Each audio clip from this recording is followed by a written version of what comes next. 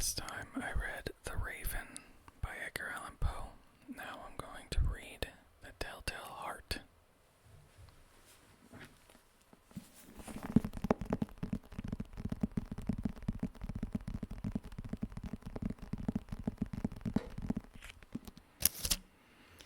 I have a few stories that I know that are popular, so I highlighted them using,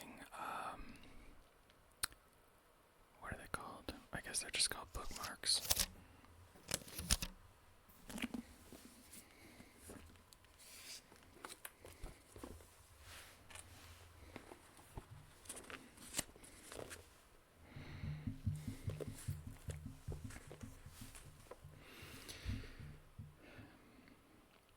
True.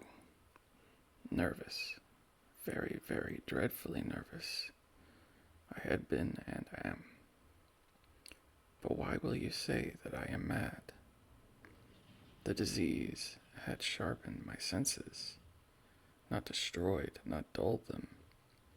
Above all, was the sense of hearing acute.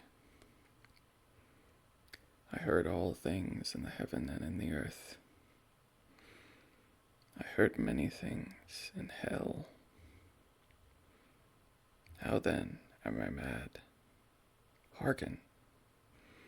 I observe how healthily, how calmly I can tell you the whole story.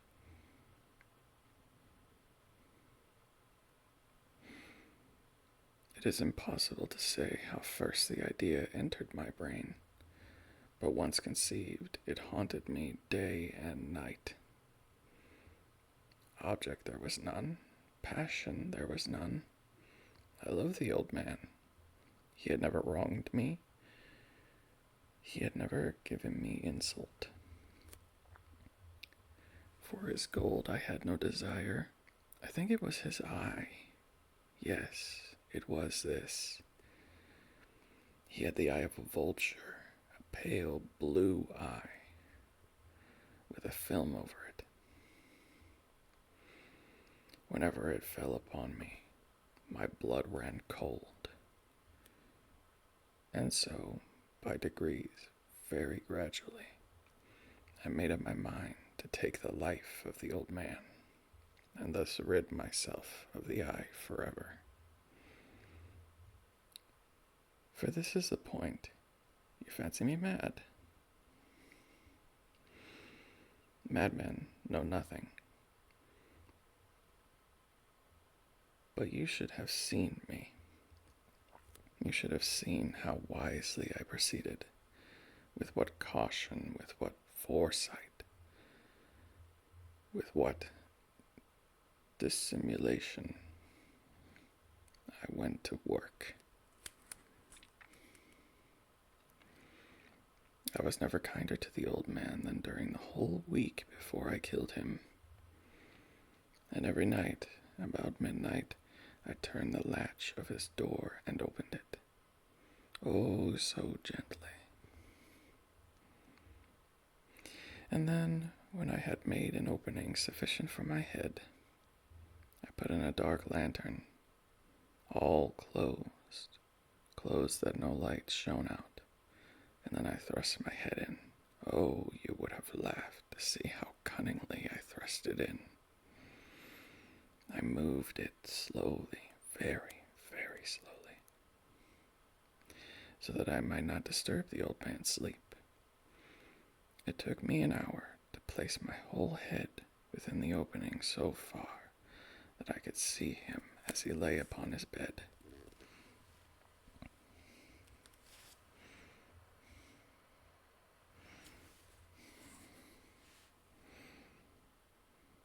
Ha!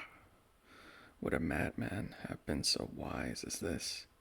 And then, when my head was well in the room, I undid the lantern cautiously, oh, so cautiously, for the hinges creaked. I undid the lantern.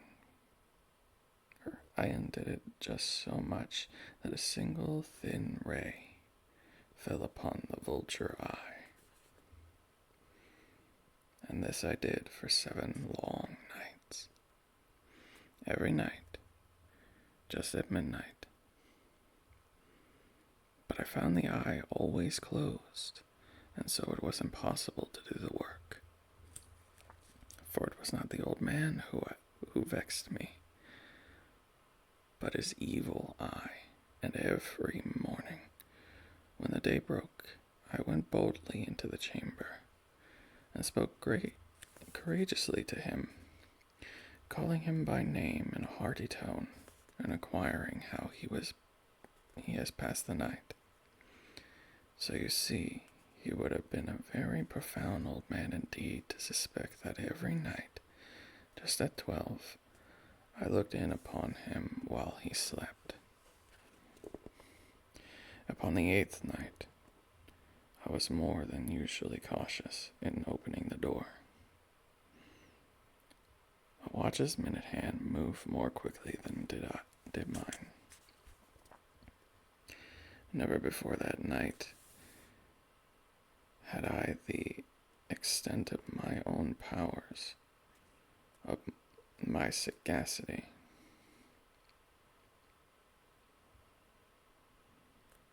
I think I read that wrong.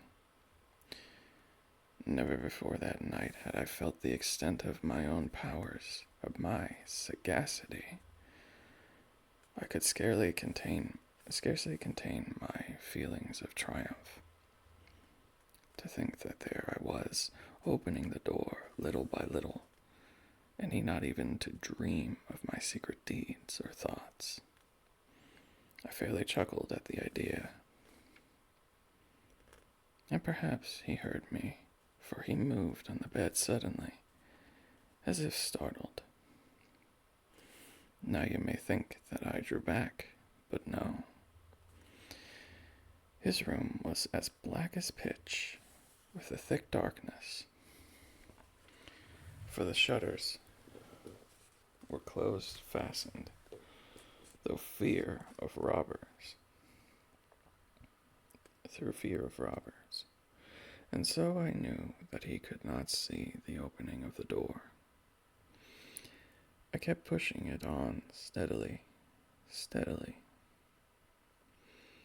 I had my head in, and was about to open the lantern, when my thumb slipped upon the tin fastening.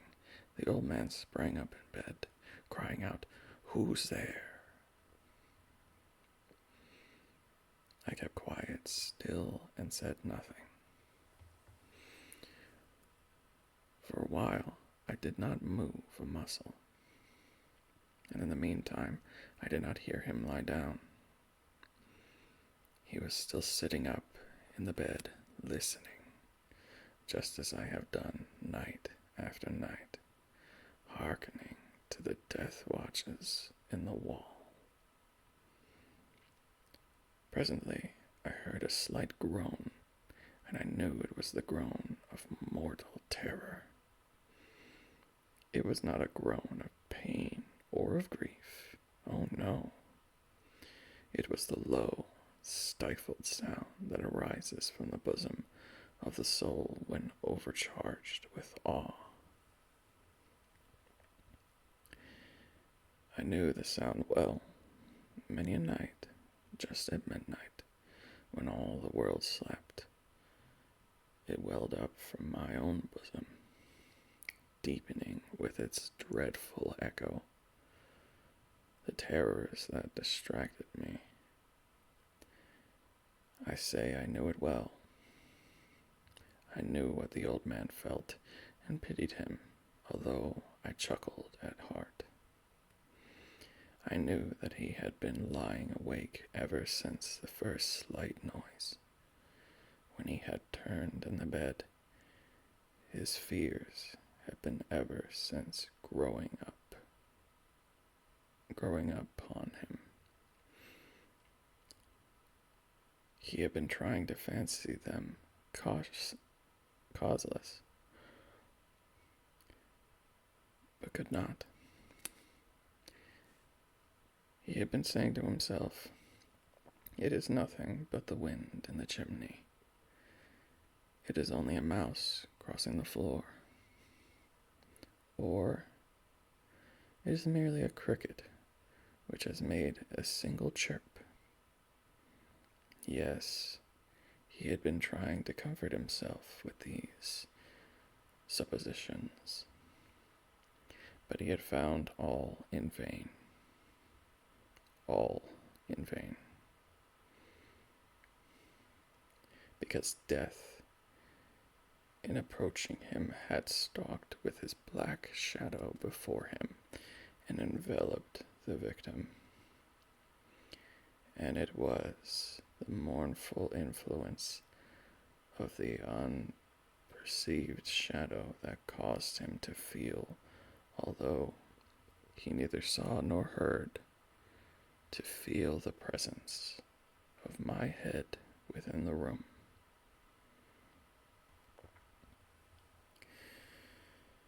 When I had waited a long time, very patiently, without hearing him lie down, I resolved to open a very, very little crevice in the lantern. So I opened it. You cannot imagine how stealthily, until, at length, a simple, dim ray, like the thread of a spider, shot out the crevice and fell full upon the vulture eye. It was open, wide, wide open, and I grew furious as I gazed upon it. I saw it with perfect distinctness, all a dull blue, with a hideous veil over it that chilled the very marrow in my bones. But I could see nothing else of the old man's face or person, for I had directed the ray, as if by instinct, precisely upon the damned spot. I have not told you that what you mistake for madness is but over-acuteness of the senses. Now I say, there came to my ears a low, dull, quick sound, such as a watch makes when enveloped in cotton. I knew that sound well, too. It was the beating of the old man's heart. It increased my fury, as the beating of a drum stimulates the soldier into courage. But even yet I refrained and kept still. I scarcely breathed. I held the lantern motionless. I tried how steadily I could maintain the ray upon the eye. Meantime, the hellish tattoo of the heart increased. It grew quicker and quicker and louder every instant. The old man's terror must have been extreme. It grew louder. I say louder every moment. Do you mark me well? I have told you that I am nervous. So I am. And now at the dead hour of the night, amid the dreadful silence of that old house, so strange a noise as this excited me to uncontrollable terror. Yet, for some minutes longer, I refrained and stood still, but the beating grew louder.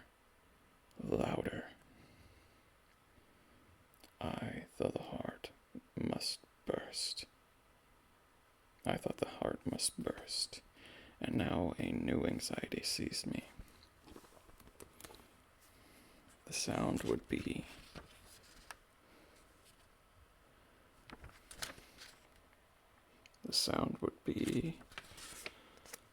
heard by a neighbor. The old man's hour had come. With a loud yell, I threw open the lantern and leaped into the room. He shrieked once, only once. In an instant, I dragged him to the floor and pulled the heavy bed over him. I then smiled gaily to find the deed so far done. But for many minutes the heart beat on with a muffled sound. This, however, did not vex me. It would not be heard through the wall. At length it ceased. The old man was dead. I removed the bed and examined the corpse. Yes, he was stone dead. I placed my hand upon the heart and felt it there many times. There was no pulsation. He was stone dead. His eyes would trouble me no more.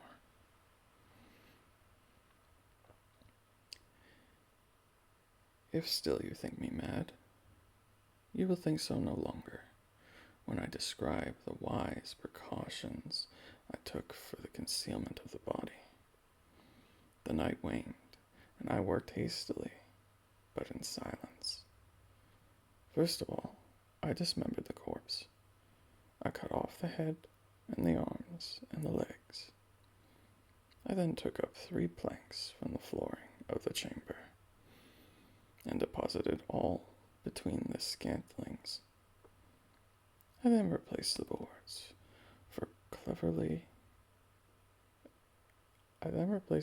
so cleverly, so cunningly, that no human eye, not even his, could have detected anything wrong.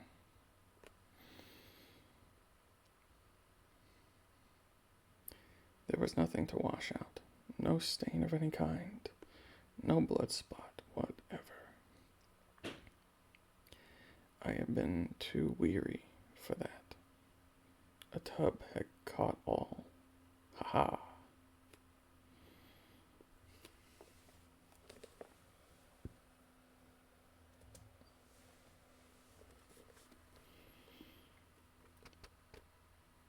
When I had made an end of these labors, it was 4 o'clock, still dark as midnight.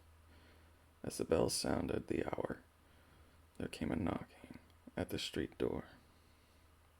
I went down to open it with a light heart. For what had I now to fear? There entered 3 men who introduced themselves with perfect suavity as officers of the police. A shriek had been heard by a neighbor during the night. Suspicion of foul play had been aroused. Information had been lodged at the police office, and they, the officers, had been deputed to search the premises. I smiled, for what had I to fear? I bade the gentleman welcome. The shriek, I said, was my own in a dream. The shriek, I said, was my own in a dream. The old man, I mentioned, was absent in the country. I took my visitors all over the house. I bade them search well. I led them, at length, to his chamber. I showed them his treasures, secure, undisturbed. In the enthusiasm of my confidence, I brought chairs into the room and desired them here to rest from their fatigue, while I myself, in the wild audacity of my perfect triumph, placed my own seat upon the very spot beneath which reposed the corpse of the victim.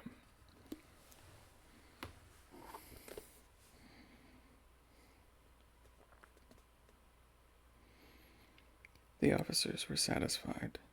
My manner had convinced them. I was I was singularly at ease. They sat, and while I answered cheerily, they chatted of familiar things. But ere long, I felt myself getting pale and wished them gone. My head ached, and I fancied a ringing in my ears.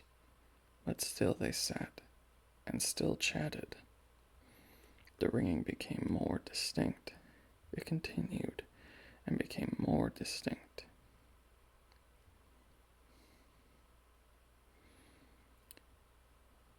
I talked more freely to get rid of the feeling, but it continued and gained definitiveness, until at length I found that the noise was not within my ears. No doubt. I now grew very pale. But I talked more fluently, and with a heightened voice, yet the sound increased. And what could I do? It was a low, dull, quick sound, much such a sound as a watch makes when enveloped in cotton. I gasped for breath, and yet the officers heard it not. I talked more quickly, more vehemently, but the noise steadily increased. I arose and argued about trifles in a high key with a violent gesticulations. But the noise steadily increased. Why would they not be gone? I paced the floor to and fro with heavy strides, as if excited to fury by the observations of the men, but the noise steadily increased. Oh God, what could I do? I foamed, I raved, I swore, I swung the chair upon which I had been sitting, and grated it upon the boards, but the noise arose over all, and continually increased. It grew louder, louder, louder, and still the men chatted pleasantly and smiled. Was it possible they heard not? Almighty God, no, no, they heard, they suspected, they knew. They were making a mockery of my horror. This I thought, and this I think. But anything was better than this agony.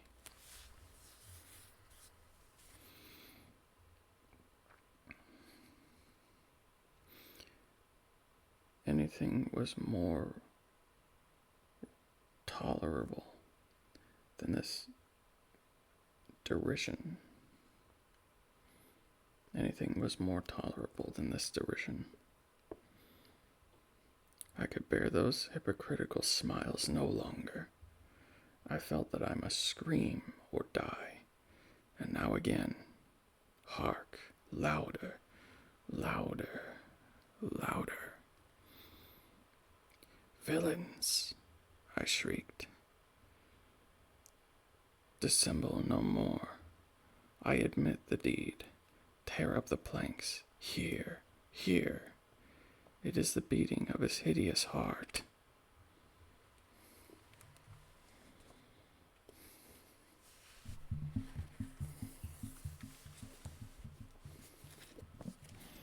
And that was the Telltale Heart.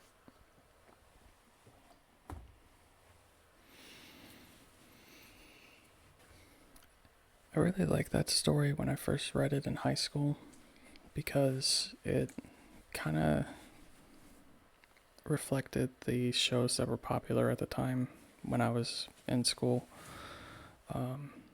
It was similar to how they would try and get inside the mind of a killer or just any criminal. And I thought it was interesting how boastful he seemed, how cunning he felt, but his paranoia got the better of him, and I think that the mental state that he was in when he committed the murder also became his downfall, because I think I don't want to diagnose what I think the narrator's mental disorder is, but it's possible that it's some sort of paranoia. I don't want to say schizophrenia or something, but it's definitely some sort of heightened paranoia. And he heard his own heartbeat, and it scared him, and he kept overworking himself to the point where his paranoia just got the better of him, and he just spilled the beans in front of the police. So I guess he made easy work for the police. But I think it was interesting how, if you read the book by yourself and you were a little younger and didn't really understand the mental turmoil he was going through and the paranoia he was experiencing, the way that Edgar Allan Poe wrote the story, it was similar to it's almost as if the old man was alive, or he was haunting the protagonist. If you're a kid who's reading it for the first time and don't have an understanding of paranoia in that way, you would read it as if everything was happening literally. Oh, this cursed eye, this evil eye of this old man, and then he goes to kill the old man, and then he thinks he's won, and then it's almost like he's haunted by the old man's corpse.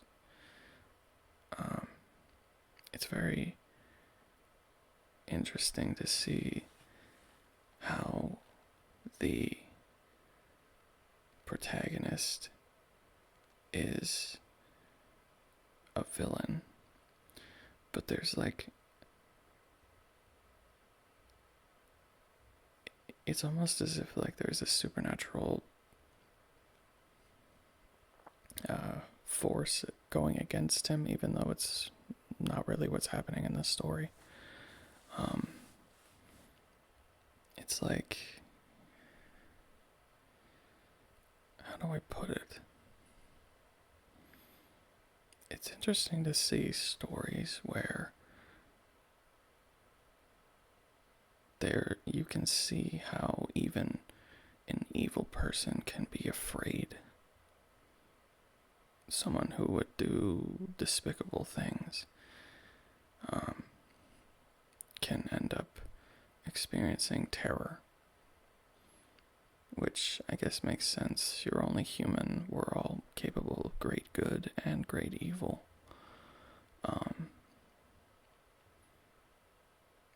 But this entire situation is of the protagonists, the narrator's own doing, and I think it's interesting to see how his mind was spiraling the entire time. And I don't know, I think it's a really good spooky story to read, especially if you're a first time reader of Edgar Allan Poe. But it's definitely not his scariest stories or his most brutal stories. I think it's more just a quick snap of a finger, a flash in the pan of evil being done, and then terror coming upon the evildoer. He definitely has some longer stories that have deeper plots and more brutal ends to the protagonist. But I think it's good, I guess, that the narrator got his just desserts, his comeuppance, whatever you want to call it. Um, he ended up being his own undoing, and you don't always get stories like that where the villain will just give themselves away. And I don't know. I think like if you look on the bright side of it, justice prevailed despite the tragedy that he put upon the old man that he supposedly loved. So I think I might switch gears in the next horror video that I create, where I have a book of short horror stories by other authors, and I want to give those a try, see if there are other tales that strike my fancy. There's one in there that I read a long time ago called The Monkey's Paw, and I think it used to be brought up a lot as like kind of like a comparison to using a genie, but every wish you make goes wrong somehow. And I think when I first read it, it really like messed with me for a bit, because it's like even if you're not wishing for something, like you're just hoping for something, and then like whatever you were hoping for kind of gets twisted on you.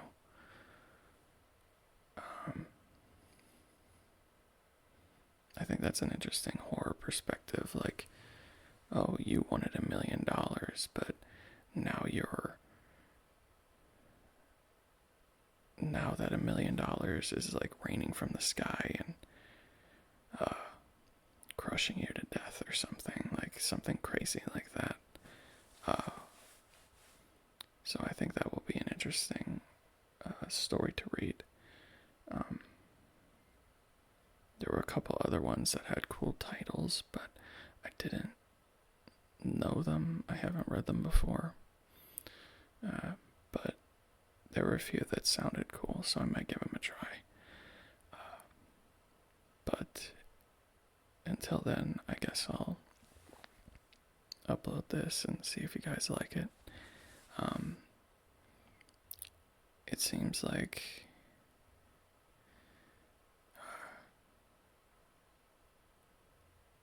like the more popular stories are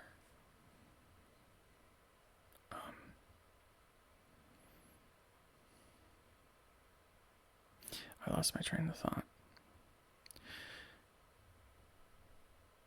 But I get it. Like, I think it's good to go over the classics, but I think it's also good to expand into new territory. You know, that's why there's like a bunch of creepypasta channels and whatnot, because there's always new stories being written, and I think that's really cool. So, I might delve into like stories that aren't as popular. But I think it's a good start to go with the classical literature. And I'm pretty sure that Edgar Allan Poe lived in Pennsylvania, which I do. I live in Pennsylvania, and I think that's kind of neat that you can go and like visit his house and stuff. He writes a lot of good books. But I do want to switch gears and look at other authors and see what other stories there might be out there. And then towards like the middle of October and more towards Halloween, I'm probably going to attempt some role plays. So if you would like that, please let me know in the comments down below, and I will do my best to come up with some good ideas. And I really appreciate your support. I really appreciate you stopping by. And if you like it, then you're gonna like it. And if not, then that's okay. I'm glad that you stayed till the end. And if you want to see more of this, you want to see me grow, then please subscribe. And I will see you in the next one. God bless and have a good night.